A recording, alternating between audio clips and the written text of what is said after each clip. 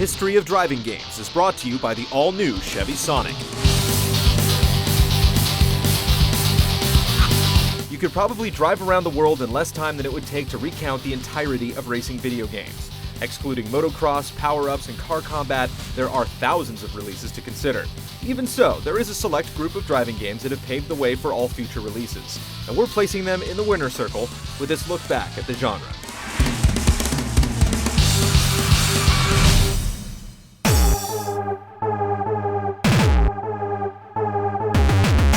Grand Track 10, released by Atari in 1974, is recognized as the first arcade driving game complete with a steering wheel, pedals, and a 4-gear shift.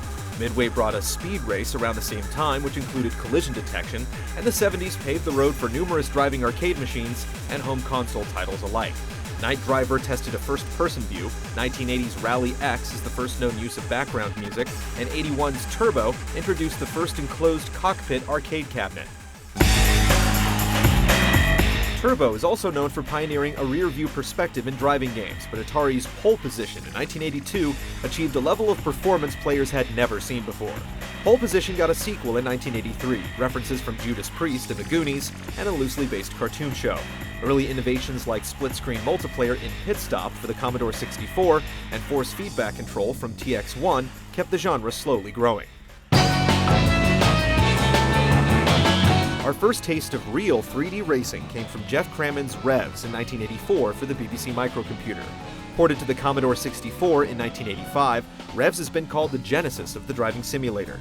Dabbling in various genres, Crammond became committed to racing with the release of Formula One Grand Prix 7 years later.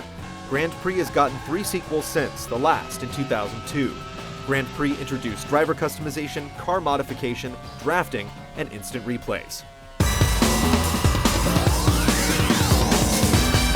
While the PC led the race toward realism, the genre gambled on gimmicks. The warm and sunny Outrun in 1986 let you select your music track and course direction.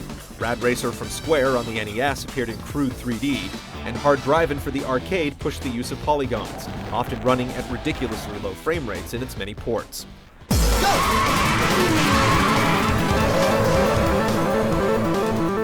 Sega sped up the 3D competition with Virtua Racing in 1992. The enhanced polygon count could be appreciated in one of 4 viewpoints the player could swap between on the fly. The first example of Sega's Model 1 arcade technology, the game was upgraded to deluxe and formula versions in arcades and drove over to the Sega 32X, Saturn, and Dreamcast. Namco's response was Ridge Racer in 1993. Developing its own brand of drift-heavy arcade action, the franchise sped into living rooms with the launch of the PlayStation, and in arcades, it boasted a cabinet featuring a life-size roadster in front of a 10-foot screen. Ridge Racer was also there at the launch of the PS2, PS3, and Xbox 360, and one will be available at the release for the upcoming PlayStation Vita. Ridge Racer is synonymous with arcade driving, but the highest grossing machine of all time is Daytona USA. Surpassing its competitor's frame rate, Daytona's tracks were fully texture mapped, and 4 twin cabinets could be hooked up for unprecedented 8-player showdowns. NASCAR gave its license to the Papyrus Design Group in 1994. The developers worked on the brand until it was taken over by Electronic Arts 10 years later. Papyrus is also considered one of the forerunners of modern simulation racers, as its games featured real drivers, tracks, and sponsors, vehicle damage, car tuning, and much more.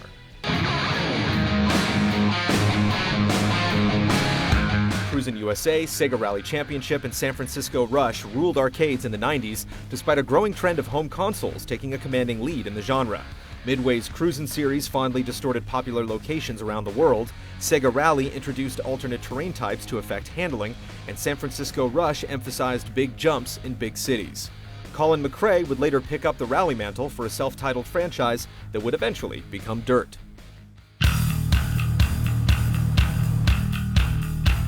In 1994, Road and Track sponsored a game with the goal to recreate realistic and varied sights and sounds in modern racing. The result was The Need for Speed, developed by Distinctive Software and published by Electronic Arts. It started on the 3DO, but eventually joined the roster of the PlayStation, Saturn, and PC. The need was felt enough to keep the sequels coming for more than 18 years. Hot Pursuit, Underground, and Shift represent the biggest changes in series conventions, and this year's The Run showed that EA's schedule for the long-running series has no intention of slowing down. Not known for its strides in authentic driving simulation, Sony employed Kazunori Yamauchi to spend over 5 years building a lifelike racing experience for the original PlayStation. Gran Turismo, being the best of both these worlds, would go on to sell over 10 million units, and spawn 4 major sequels and handheld versions that have collectively sold over 60 million units. The turn of the century saw a surge in illegal street racing that was inevitably glorified on both the silver screen and in video games. Games like Midnight Club in 2000 and Juiced embraced the culture. At the same time, the genre continued to splinter further, and games based on crashing like Burnout or lawlessness like Driver expanded the genre to new themes. Eventually, competitors challenged Gran Turismo's claim as the real driving simulator.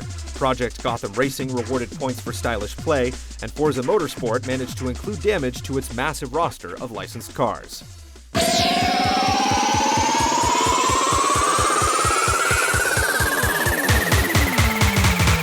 This brings us to the glorious HD generation we're currently racing through. Most of these franchises have landed the jump to widescreen high definition with style. Accolade's old Test Drive series was the first to develop an MMO environment in Test Drive Unlimited. The zany Trackmania generated 3 sequels after being embraced by an eccentric, machinima-inspired PC community, and Codemaster's Toka touring car franchise finally made a name for itself as Grid. The tried-and-true franchises are still letting new installments out of the garage, while other developers are willing to take risks with fresh experiences like Blur and Split Second.